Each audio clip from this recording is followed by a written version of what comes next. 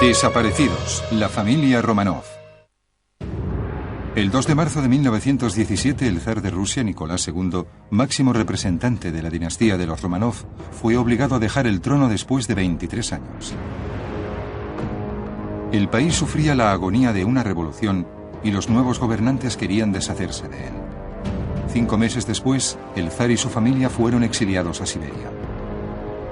Un año más tarde, los trasladaron nuevamente, esta vez a 300 kilómetros, al oeste del país, a Ekaterimburgo, una pequeña ciudad en las estribaciones de los Urales. Mientras, Vladimir Lenin, jefe de los bolcheviques, consolidaba su poder en Rusia.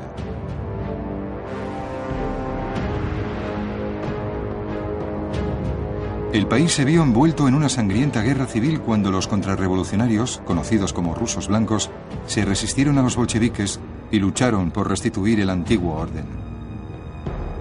En el verano de 1918 estaban cerca de Moscú y planeaban entrar en Ekaterimburgo. Sin embargo, cuando llegaron a la casa donde estaba prisionero el zar, la encontraron vacía.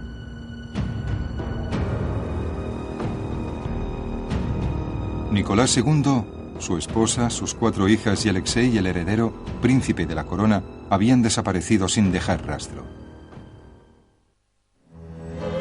Nicolás Romanov nació en San Petersburgo el 18 de mayo de 1868. Creció entre grandes lujos, mientras que la mayor parte del país vivía en la pobreza. Sucedió a su padre, el zar Alejandro III, en 1894, y en noviembre contrajo matrimonio con la princesa Alexandra de Hesse, de ascendencia alemana, una de las numerosas nietas de la reina Victoria. 2 años después, en 1896, a los 28 años, Nicolás fue coronado. Era el 18º Romanov, que desde 1613 se sentaban en el trono ruso. El zar gobernaba a más de 130 millones de personas y un imperio que se extendía desde Europa al Pacífico, incluyendo Polonia, Finlandia, los estados bálticos y gran parte de Asia Central. Contaba con el apoyo de la Iglesia Ortodoxa rusa y unos cuantos aristócratas propietarios de tierras que controlaban gran parte de la riqueza del país. Aunque la servidumbre había sido abolida en 1861, la mayoría de campesinos rusos todavía sufrían grandes privaciones y luchaban por vivir de la tierra. A principios del siglo XX, la población rural rusa crecía tan rápidamente que se iban a los pueblos y ciudades en busca de trabajo. Pero había poco trabajo y muchos estaban en peor situación que antes. Empezó a crecer el resentimiento hacia el régimen autocrático del zar. En febrero de 1904, para apaciguar el creciente descontento, el zar se embarcó en una guerra con Japón y ambos países lucharon por conquistar territorios en China y Corea.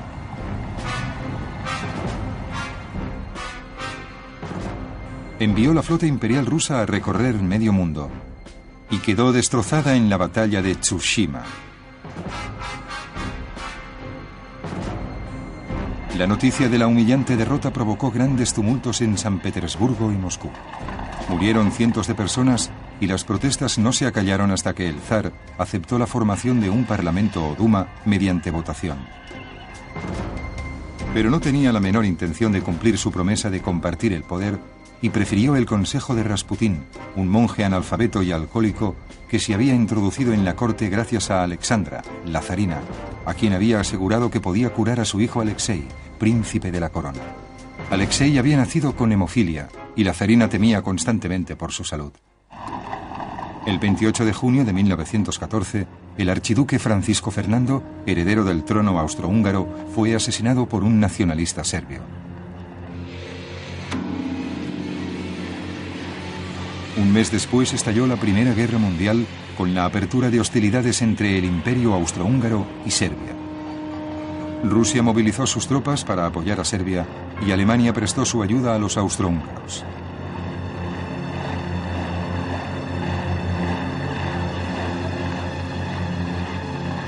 Desde el principio fue un desastre para Rusia. A finales de 1916, después de una serie de devastadoras derrotas infligidas por las poderosas fuerzas alemanas, el ejército ruso estaba al borde del colapso. El zar estaba consternado y decidió viajar al frente y asumir personalmente el control de las tropas como jefe máximo.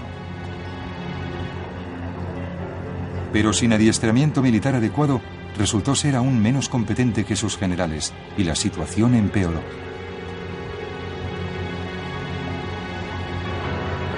Al poco tiempo, los soldados mal equipados, exhaustos, desmoralizados y medio muertos de hambre, llegaron al límite.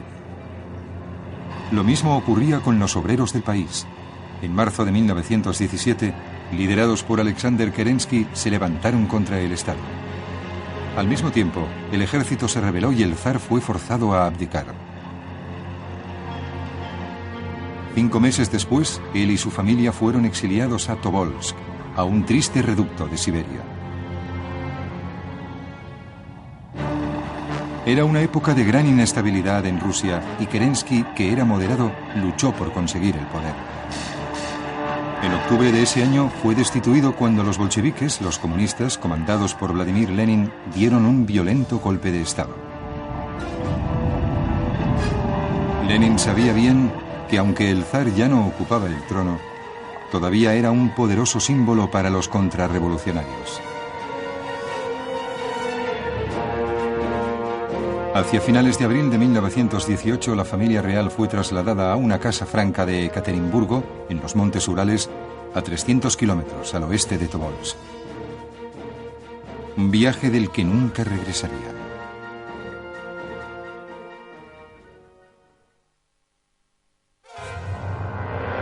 En diciembre de 1917, el nuevo gobierno ruso, liderado por Vladimir Lenin, firmó un tratado de paz con Alemania y se retiró de la Primera Guerra Mundial. A partir de entonces, pudo apretar su garra de hierro sobre el pueblo ruso. En la primavera de 1918, Rusia se vio envuelta en una sangrienta guerra civil entre los bolcheviques o comunistas, liderados por Lenin, y los rusos blancos, que recibían apoyo de Norteamérica, Gran Bretaña, Francia y Japón. En abril, el zar Nicolás II y su familia fueron trasladados de Tobolsk a Ekaterimburgo.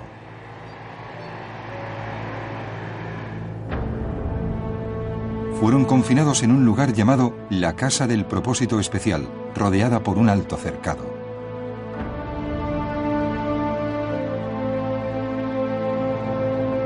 Aunque el zar, su familia y sus asistentes personales, incluyendo el médico, el doctor Evgeny Botkin, eran prisioneros, se les permitía moverse libremente dentro de los terrenos de la casa. Parecía que el zar casi disfrutaba de su nueva existencia. Pasaba el tiempo con su familia, trabajaba en el jardín, paseaba y se refería a sí mismo como Nicolás Romanov, simplemente. Sin embargo, Rusia todavía estaba enzarzada en la guerra civil, y aunque era improbable que los contrarrevolucionarios devolvieran el trono al zar, Lenin lo veía como una amenaza. Sabía que debía actuar rápidamente. Los rusos blancos se acercaban a Moscú. Si conseguían tomar la ciudad, no tardarían mucho en entrar en Ekaterimburgo y liberar a la familia real. Lenin y sus partidarios pensaron en juzgar públicamente al zar, pero la idea fue desestimada enseguida. Luego, reflexionando sobre el futuro, empezó a tomar forma una solución oscura y terrible. El 4 de julio de 1918, otra persona se ocupó de la custodia del zar. Era Yakov Yurovsky, miembro de la policía secreta bolchevique. 8 días después, Filip Golochekin, jefe de los bolcheviques de los Urales, fue llamado a Moscú. Le informaron de su misión. El zar y su familia debían ser eliminados. Pasaron 4 días. El 16 de julio empezó como otro día más para el zar y su familia. Se levantaron a las 9, como de costumbre, y se reunieron para las oraciones de la mañana. El resto del día pasó con normalidad. Sin embargo, aquella noche, después de que se acostaran, llegó un camión que se apostó en el exterior de la casa y entraron silenciosamente 12 hombres encapuchados. Alrededor de las 10:30 de la noche, Yurovsky despertó a la familia real y a sus criados y les dijo que bajaran al sótano. Dijo que los rusos blancos estaban a punto de atacar y que debían refugiarse por su propia seguridad. Ninguno de ellos tenía idea de qué estaba ocurriendo y esperaron nerviosamente en una habitación vacía. Yurovsky entró bruscamente flanqueado por los hombres que habían entrado en la casa. Dijo a la asustada familia que como estaban intentando rescatarles iban a ser ejecutados, y los hombres abrieron fuego inmediatamente con sus revólveres.